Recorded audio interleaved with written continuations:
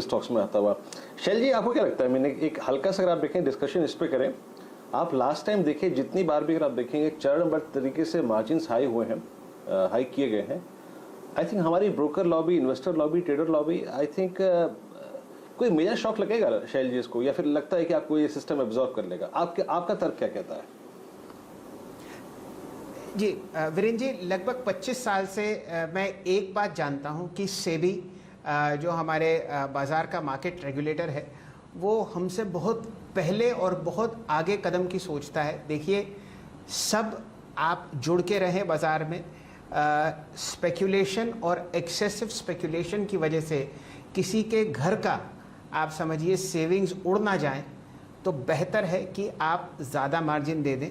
ये मेरी व्यक्तिगत राय है और मैंने ये देखा है कि किस तरीके से नए नए इन्वेस्टर्स जब बाज़ार में लेके आते हैं पैसा, फिक्स्ड डिपॉजिट खोलते हैं और उस पैसे को निवेश करके अपने हाथ जलाते हैं, तो उससे बेहतर है कि आप मार्जिनिंग के हिसाब से जितना पैसा देंगे सिर्फ उतने का ही ट्रेड आप ले पाएंगे। लेवरेज कम है और आप देखिए बाज़ार के अनेक ऐसे सेक्टर्स हैं जो आपको स्मॉल कैप्स और लार्ज कैप्स और मिड कैप्स में रिकॉर्ड हाइज लगाते हुए दिखेंगे। यहाँ पर सोच आवश्यक ये है कि जब इस तरीके की रैली होती है तो जो पेड़ हैं वो हवा में नहीं उगते, और इस बात का बहुत ध्यान रखना चाहिए कि आप बहुत ही सोच समझकर ट्रेड करें और लेवरेज बिल्कुल ना लें।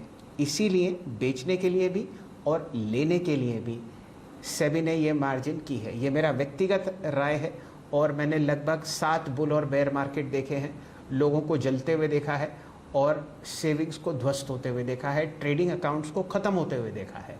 तो अगर आपकी राय मेरे से अलग हो तो भी आप बहुत समझकर सोचकर इन्वेस्ट कीजिए। हमारे पास गाबा साहब जुड़े हुए हैं, वो आपको बताएंगे कि कितने लोग उनको चैट में लिखते हैं कि भाई मेरा पूरा का पूरा ट्रेडिंग अकाउंट उड़ गया, मैंने लेवरेज ली थी। तो ये कदम सेबी आप ही के लिए उठा रहा है, चाहे आपको अच्छा लगे या बहुत बुरा लगे, लेकिन ये आपके फायदे की बात है। गाबा साहब, मैं क्या गलत कह रहा हूँ? अब बिल्कुल सही कर रहे हैं, 100%। मुझे कम से कम रोज 10-15 फोन आते हैं और दुख होता है सुनकर। इतनी बात कहता था, लोगों ने अपने पेरेंट्स के पीएफ फंड्स को भी यूज किया और जीरो कर दिया। मैं सबसे पहले उनको कहता हूं कि अपने डैड को बता दो प्लीज, पैसे उनके थे, उनके रिटायरमेंट के पैसे थे।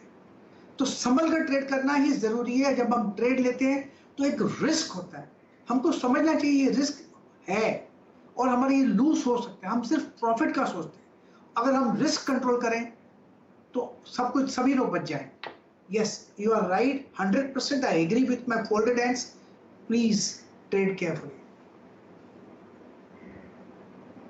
ये मैं बार बार कह रहा हूँ, ये मेरी व्यक्तिगत सोच है और सबको बहुत ही सोच समझकर इन लेवल्स पर ट्रेड लेना चाहिए। हमारे साथ राहुल शर्मा साहब जुड़े हुए हैं, बहुत ही बड़ी ब्रोकरेज से ताल्लुक़ रखते हैं और वो भी आपको बताएंगे कि भाई रिटेल निवेशक किस तरीके से अपने ट्रेडिंग अकाउंट्स में दिक्कत पेश कर लेता है एक्सेसिव लेवरेज की वजह से और ज़्यादा ट्रेड करने की वजह से।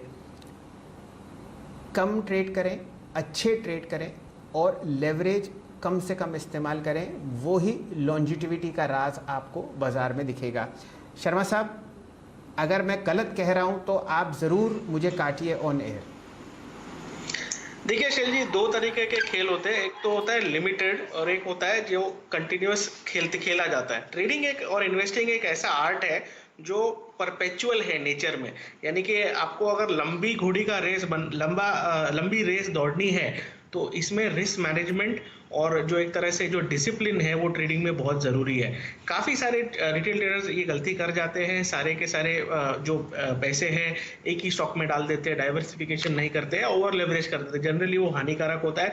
तो बिल्कुल आपकी बात से सहमत हूँ, भले ही ये सेबी की तरफ से आए, बट ये सबसे मेरा मानना है कि खुद के तरफ से आना चाहिए कि हमें हमेशा डिसिप्लिन में रहकर और अपने रिस्क रिवॉर्ड को जानकर ही ट्रेड करना चाहिए, ना कि बहकावे में आके ओवर लेवरेज करके ट्रेडिंग करनी चाहिए मार्केट में। माफ़ कीजिए वीरेंद्र जी, आपने ना एक दुखती रग मेरी छेड़ दी और मैं शायद ज़्यादा कह गया, लेकिन मैं ये मान के चलता हूँ बाज़ार में सेफ्टी